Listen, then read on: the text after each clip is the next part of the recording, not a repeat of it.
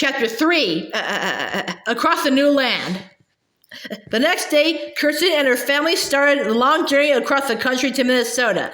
Not even Papa could guess how long the trip would take. The agent will help us find a way, and we'll see what happens, he said. At the top of the path into the park, Kirsten met Marta. We're leaving today, Kirsten said. Are you going too?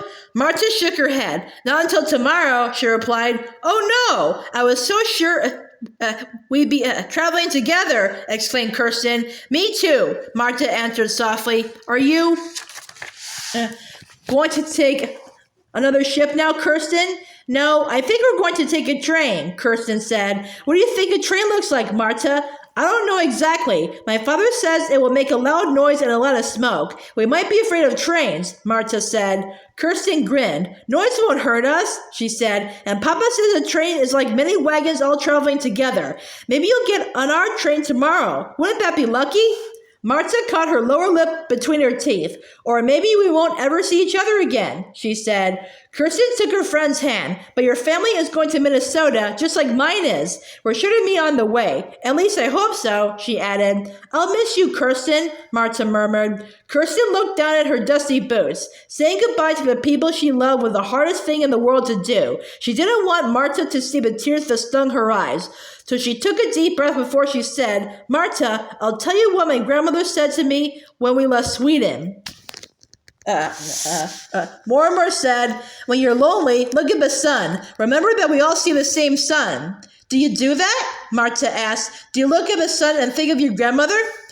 When I miss Mortimer, I look at the sun and pray for her, Kirsten said. Now Marta managed a small smile. But then when I miss you, I'll look at the sun. Will you do the same? Yes, and say a prayer. I will. I'll say, God bless Marta. I'll say a prayer too, Marta agreed, and I'll be looking for you everywhere. Kirsten sighed. She was going to another new place. It seemed to her she would always feel like a Swedish girl who was far from home. Home, that's a place where you're happy, a place where you belong. How could America ever really be my home? She thought. That she followed her parents down the path to meet the agent and 10 new families. First, there was a fierce roar and a hiss, then a long scream of a whistle. Kirsten's heart flip-flopped. Maybe Marta was right to be afraid of trains. The engine looked like a black iron house on fire. Smoke boiled up from the giant smokestack.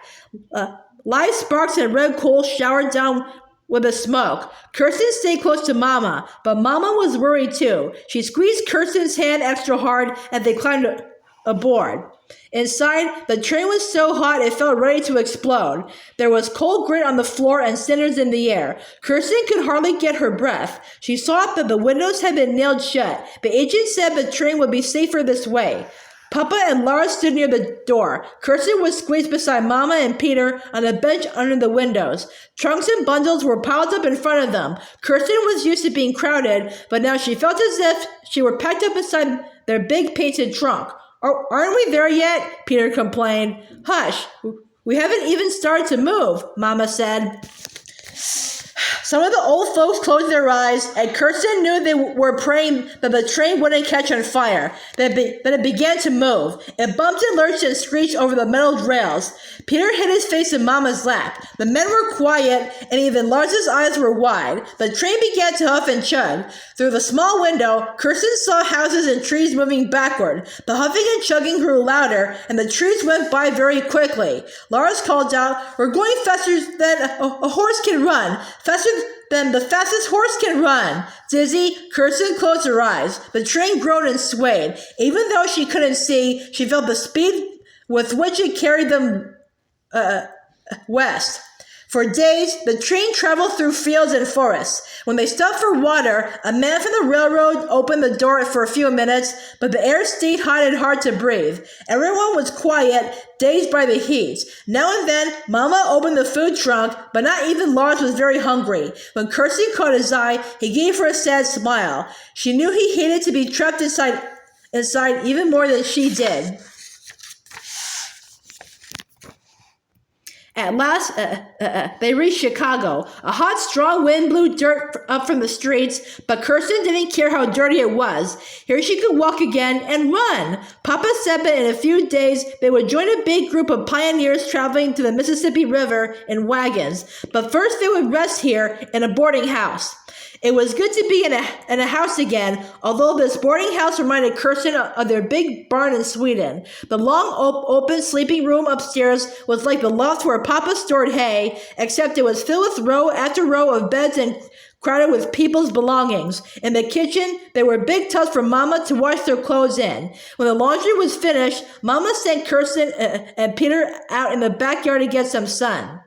Kirsten found herself on a long porch filled with children.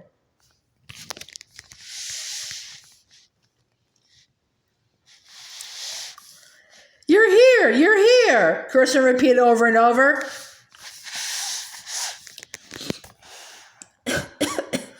She was used to smiling at other girls, wishing she spoke their language so that they could talk to each other. But now she heard someone calling her name. Kirsten Larson! It was Marta. Her thick braids swinging, she ran from between the rows of shirts and underwear drying on the clotheslines. She grabbed Kirsten's shoulders. Kirsten grabbed Marta's waist, and they whirled and whirled. You're here! Kirsten repeated over and over. So are you, Marta answered again and again. That evening, Marta's family sat down with Kirsten's family for roast pork and potatoes. Marta's father said, we're back with our friends again. We'll stay together now until we get to Minnesota. Under the table, Kirsten and Marta held hands.